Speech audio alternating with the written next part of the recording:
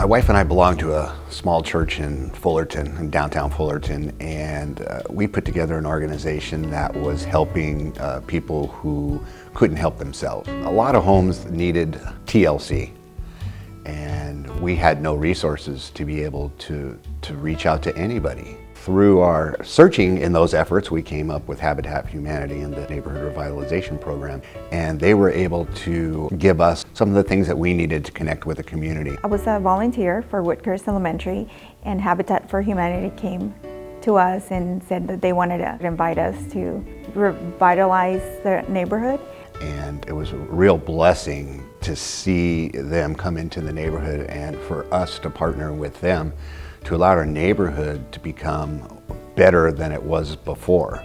Before, it was a dangerous neighborhood. A lot of gang members, a lot of drugs, a lot of graffiti everywhere. One of the biggest things is getting the whole community involved, was something we couldn't do before the Neighborhood Revitalization Program. We are different in a way, but we all are seeking for the same purpose, which is having a good neighborhood, a clean and safe environment for everyone. People are taking charge of their neighborhood. That's something that we didn't have in the past. There wasn't a lot of communication, there wasn't a lot of interaction. And I think that's one of the main things that the Neighborhood Revitalization Program provides, is the opportunity for us to connect and be able to get people involved. Making change for my community has given me a lot of joy that I'm doing something positive, I'm being productive, and also I know that in the future my children will be enjoying that as well. When you're looking at these types of programs, cities are short on funds. We look for people that we can partner with that can help us do the kinds of things that we need to do to take care of the neighborhood. Funding is one of the major issues, and donations go to help us, which is incredibly important to the community. Habitat for Humanity gave us the tools on how to change and make a better and safer neighborhood.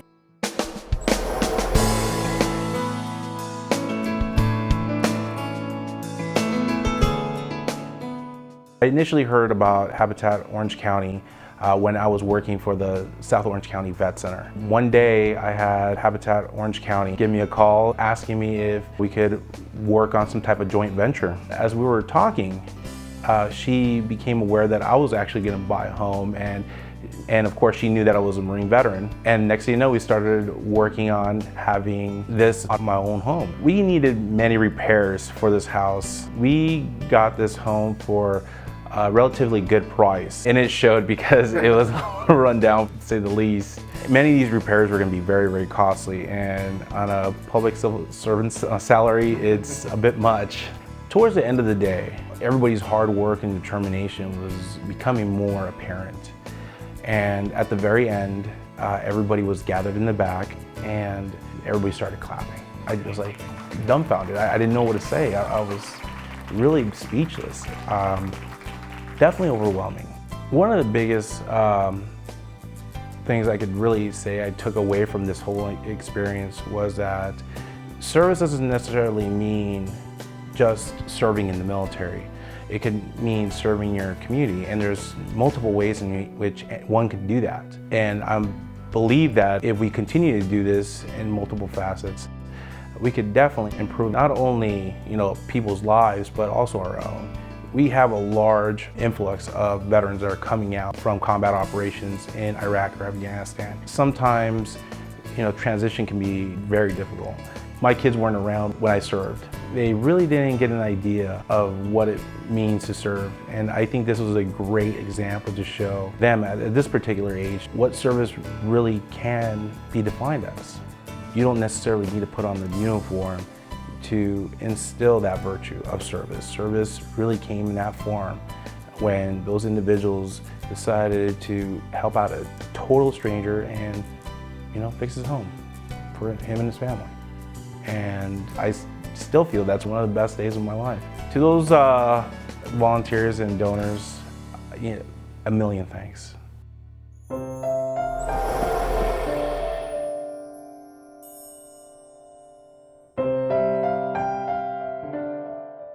The day we learned that we were going to be accepted as a Habitat family was a day we won't ever forget. That was May 20th, 2010. We were living in a 50-year-old mobile home. It was kind of falling apart. It was kind of like a senior park. Both Natalie and I didn't have very many friends. It was all older people, adults. We tried to make the best of it.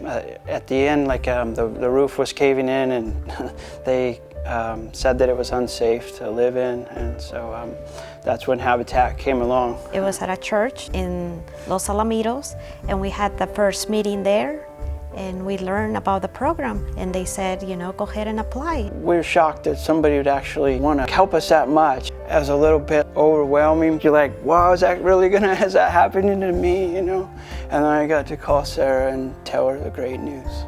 And then after that, we could start building our house. The whole experience, just bonding with our neighbors, the volunteers that came out to help on the project, it was just an amazing experience. It was like a dream come true. This is like our little castle. It's so perfect for us. You're proud of it. You can put pictures on your walls, before you're like, oh, well, this isn't really our house, we're renting, and, you just, sorry, but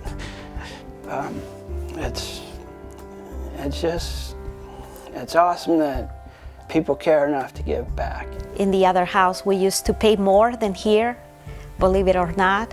And it's better because we have our own room. It's been great that we were able to have a dog now, a little backyard, a driveway, a garage. All the things that we never had. And we're so thankful for everybody that makes this happen. Thank you for letting us have this amazing house, and it's just unbelievable.